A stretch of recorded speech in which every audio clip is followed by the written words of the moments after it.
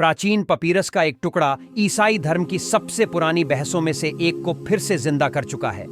दो विशेषज्ञों ने हाल ही में एक न्यूज़ रिपोर्ट में कहा कि इस पपीरस में ऐसे किस्से दर्ज हैं जो बाइबल में नहीं मिलते, लेकिन मध्य युग में आम तौर पर मौजूद थे और साझा किए जाते थे। इस दस्तावेज के शब्द एक हैरान कर देने वाले चमत्कार को बयान करते हैं जो हज़रत ईसा अलैहिस्सलाम ने बचपन में किया था, जब उन्होंने मिट्टी के परिंदों को जिंदा कर दिया। लेकिन सबसे हैरत अंगेज़ बात यह है कि 1400 साल पहले कुरान सूरह इमरान आयत 49 में यही वाक़या पहले से लिखा हुआ था।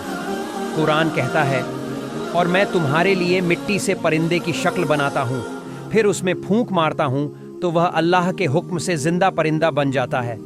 सूरह इमरान आयत 49।